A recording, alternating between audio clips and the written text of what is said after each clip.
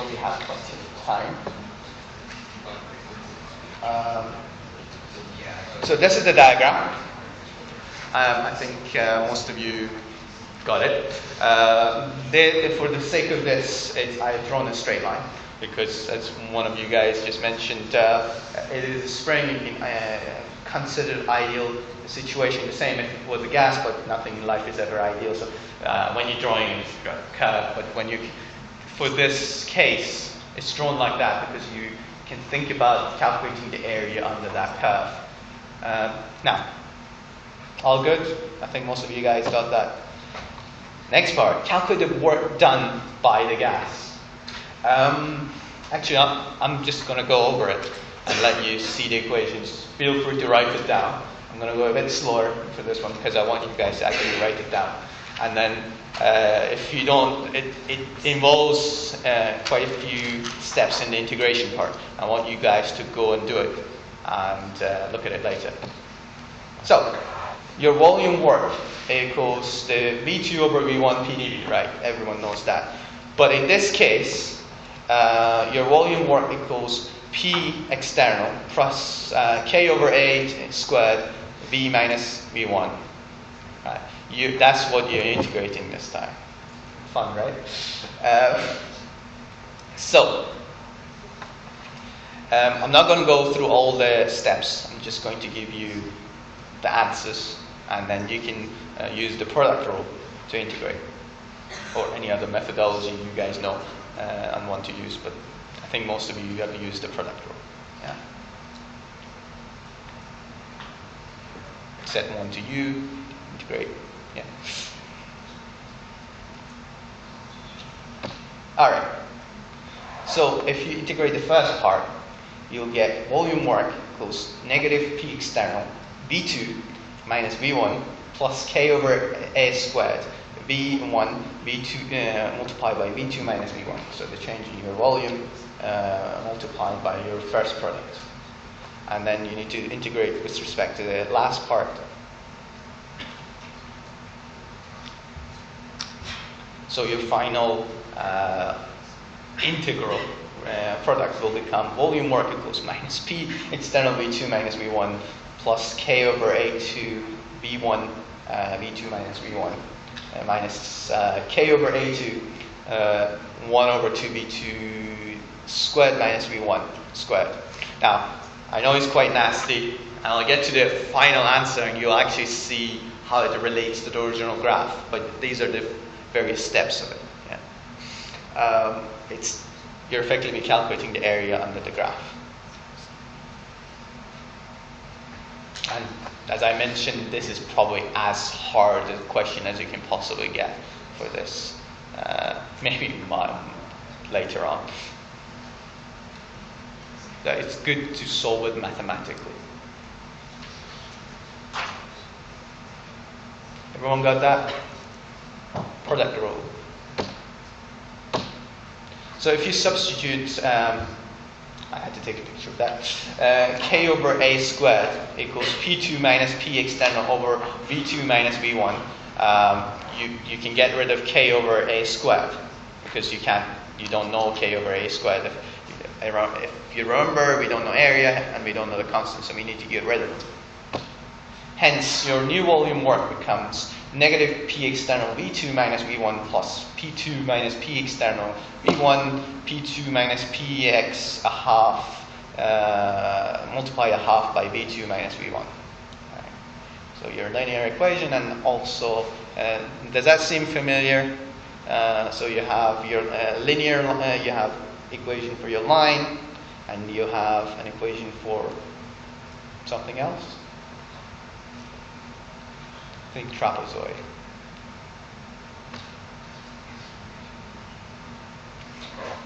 Hence, if you multiply that out, you get this. I'm not going to read the equation for you. I think it gets annoying now.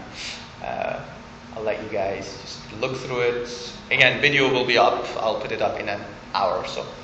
So you can go through it, solve it, and if you have questions, send me your work.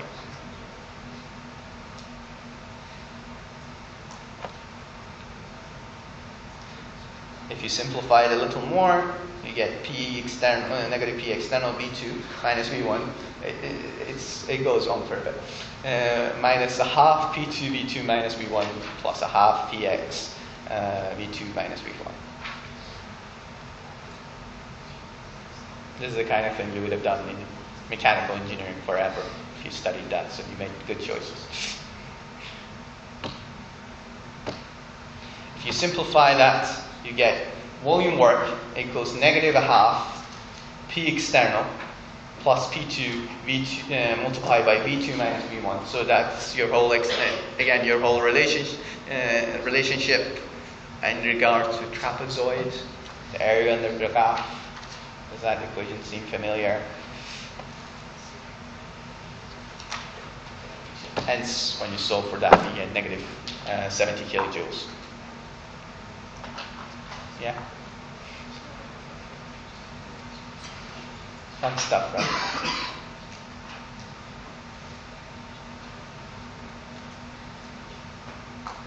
I'm just going to go over the next part as well because actually, I can probably do the next part now.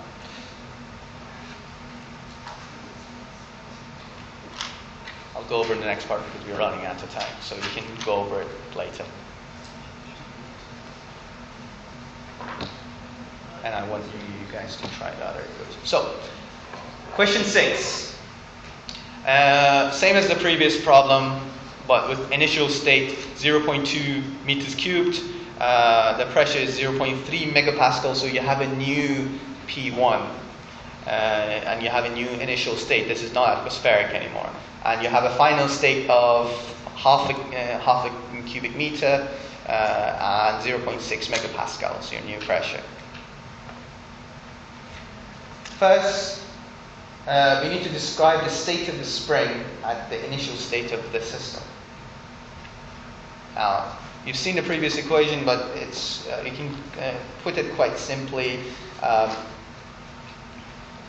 As the initial pressure, P1, is bigger than P external, the spring is already loaded. So this is how you describe it. You don't name it. You can put the previous equation in, but this is what it means. Yeah? Just saying P1 is bigger than P external. That's how you describe the state. I want you guys to see the wordings that might be used. You see that in a lot of books.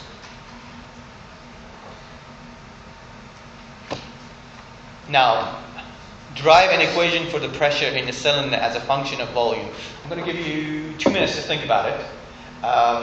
You've done it already. You just need to remember what is your new volume and what is that in relation to. So it's not atmospheric. It's a change. Basically, your volume has changed. So you just need to change the naming of your volume. Concept is exactly the same as the previous one. So you can just call it anything. You can call it, so your V without a subscript is the volume in relation to atmospheric. Just put a new subscript. Yeah? It's the exact same thing. You're loading this piston, no different from the previous part B.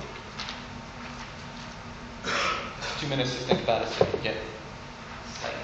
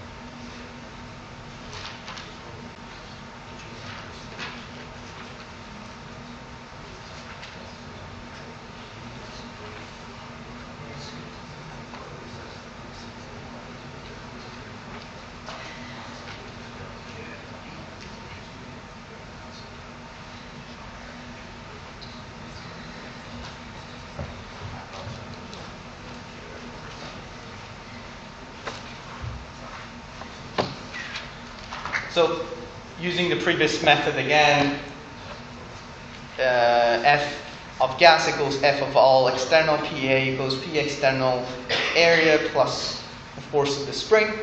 Exact same equation as before. P equals P external plus negative K delta X over A. Hence, since we know delta V equals area times negative change in distance of the piston, and that's V minus V0, so the new change. It's just a parameter name. You can call it anything you like. It just needs to be different from the previous one. Hence, change in X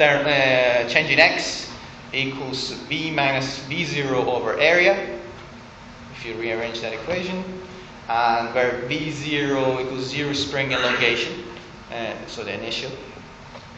Your new P equals P external plus negative K delta X over A, P, which equals PEX plus K V minus V0 over area squared.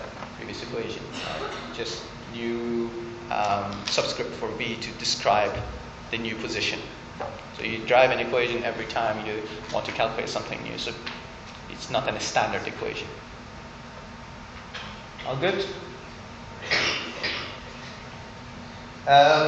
Sketch a PV diagram for the next part. Exactly the same as the previous one, just your pressures and volumes are different, right? Anyone wants to copy the previous equation? All good? All right. So exactly the same, right? Just slight different pressures and volumes. Now the fun part.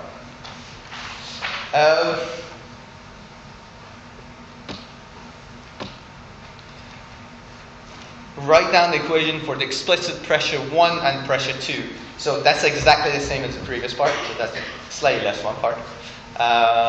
P1 equals P external plus K over A squared V minus V0, and P2 equals P external plus K over A squared V2 minus V0. Right? Now, okay, for some reason I've repeated that one. Calculate the volume work by the air in the cylinder. So exact same method, but this time your parameters are slightly different. Remember, your equation is slightly different, and I'm just going to go through it because your spring is already loaded, so it's moved. So you need to consider that.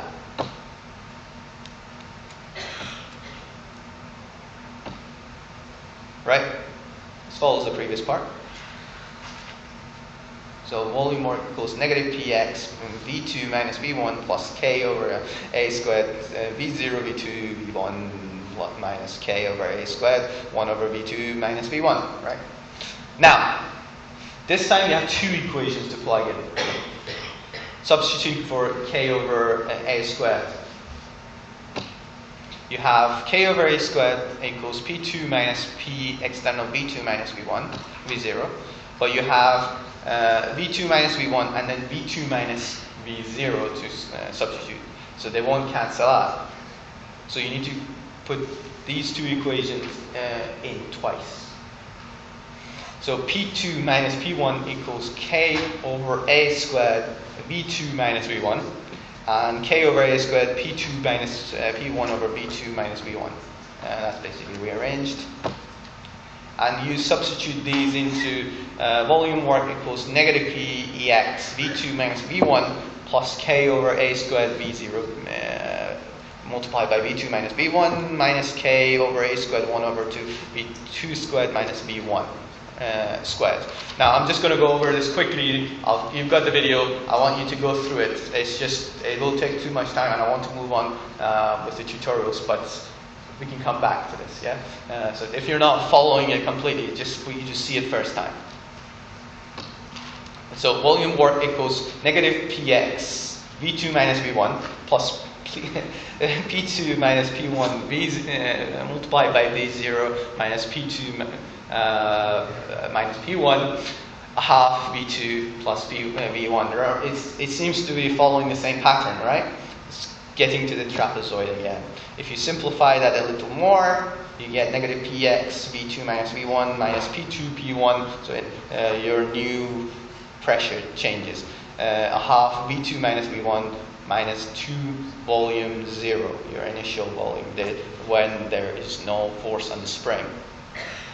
It's because every time you have a force on the spring, it's a material, so it puts specific amount of force, right? It's metal, it's got weight, it's got basically spring.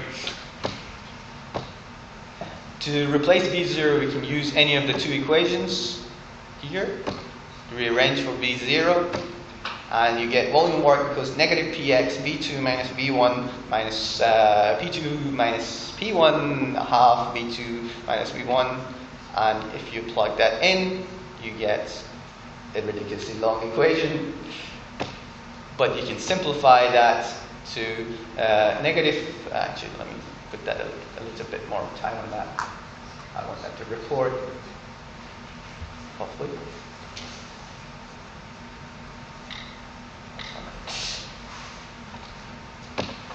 And if you simplify that, you'll get to volume work equals P2 plus P1 V2 minus V1, exact same equation, just different parameters. I know, just go through it, think through it, and if all fails, use the trapezoid method. So your new volume work, that should be volume work, equals 135 kilojoules.